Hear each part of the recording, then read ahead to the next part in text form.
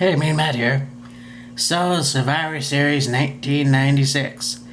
And 1996 was those years that started shifting a few things. You had a little bit more attitude, shall we say, without letting the attitude era come by within the next year or so. And, anyways, so let's go with, Survivor Series 1996. I don't mention the state that it's in, I never did. But this one in particular was in the Madison Square Garden, and this was a big debut for some wrestlers that appeared and would be there for a very long time. You have Jesse James, the first match, Jesse James, who had become the Road Dogg, Aldo Montoya, Bob Holly, and Bart Gunn, who defeated the Sultan, Justin Bradshaw, who everyone would know is Bradshaw. When I started watching wrestling, I honestly don't remember Justin Bradshaw, but somehow I do remember when he was Blackjack Bradshaw. There may be a time where I did know that he was Justin Bradshaw, and I just forgot. Anyway, so it was Bradshaw, Salvador Sincere, and Billy Gunn. So you had Road Dogg Jesse James versus Billy Gunn, in a sense. Then you had Doug Frimas and Phil Laton and the Godwins, Henry Godwin and Phidias, who had become Midian at some point in the late 90s, with Hellbilly Jim, and they defeated Owen Hart, the British Bulldog, and the New Rockers, which was Leif Cassidy and Marty Jannetty, which, you know, it's fine when you bring in old take teams with, you add the new, and then you have a different wrestler with the original wrestler. It kind of works, but at the same time it doesn't work. And this one was different. Marty Jannetty was older. He didn't have as much charisma, I don't think, as Leif Cassidy. So it wasn't, you know, that good.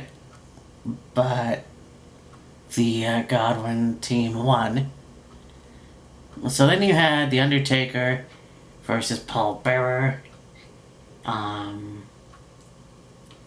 Paul Bearer was, of course, hanging in a cage while The Undertaker and Mankind went at it. After the match, you saw Mankind, or more or less Mick Foley. I think this was the match where he mimicked the Superfly Jimmy Snuka move that he saw at the infamous Snuka Don Morocco match in '83, where they had the steel cage match in Madison Square Garden. Undertaker won, but not without that repercussion. So you had this next match, Marvelous Mark Merrow with Sable and Jake Roberts and the Stalker. Now, what was interesting about this was, I never really watched WCW, but I read the magazines. I instantly knew that Mark Merrow was Johnny B. Bad. Then you had the debut of the Great One, The Rock, or Rocky Maivia in this case.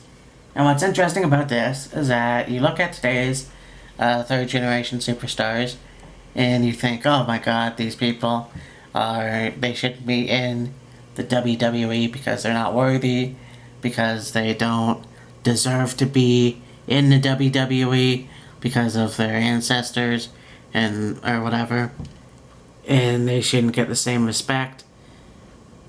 I tend to disagree. I think that, yeah, it's true. The Rock was pushed down people's faces.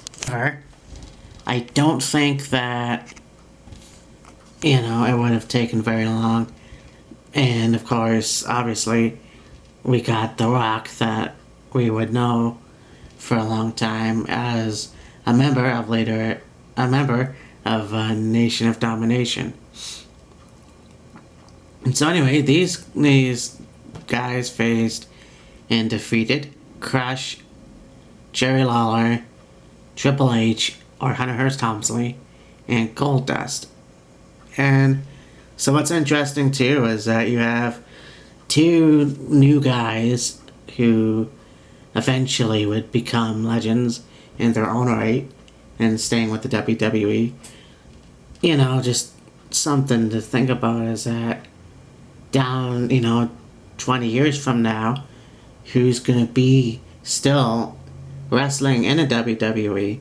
And it's amazing just to see how far The Rock and Triple H have gone. Even though The Rock is a movie star and hasn't been in a WWE, only occasionally, it's still interesting to see how they evolved. And then you had Bret the Hitman Hart versus Stone Cold Steve Austin. Now, Bret Hart, was my childhood hero, whereas Stone Cold Steve Austin was my adolescent hero. I was a huge fan of his in high school, and everybody else was a fan of The Rock. Unfortunately, I was in the minority, but this match, or this feud, nonetheless, was pretty cool. And this would be going into WrestleMania 13, where you have the infamous first blood match with Bret Hart and Steve Austin, and in with Ken Shamrock as the guest referee. And so this next match, you had Farouk, Big Van Vader, Razor Ramon, and Diesel, who defeated Flash Funk, or Scorpio, Too Cold Scorpio, Jimmy Superfly Snuka, Savio Vega, and Yokozuna. Oh, I didn't see that. See, I didn't watch that match. I don't remember that match. I just remember highlights of the three matches I just mentioned. But it's hard to believe that Superfly Snuka was in the Survivor Series match. That's interesting.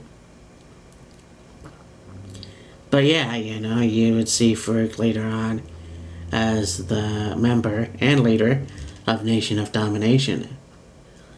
Then you had the WWF Championship match. Psycho Sid becoming the new WWF Champion, defeating Shawn Michaels with Jose Lothario.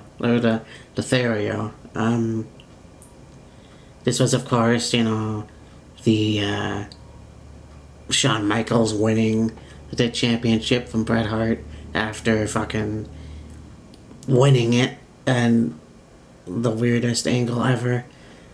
This was, it is what it is. I mean, I'm not a Shawn Michaels fan. I liked Psycho Sid Justice a little bit. Even, before he was Psycho Sid. He was in WCW for a while, but again, I never watched it that much, so I don't know Sid Vicious that well. The same guy, but whatever. That sounded weird. But yeah, so there it is. Survivor Series 1996. And the next one I will talk about is, we're still talking about to this day, even though they've made amends, we're still talking about it to this day. So there it is. Talk to you later. Bye.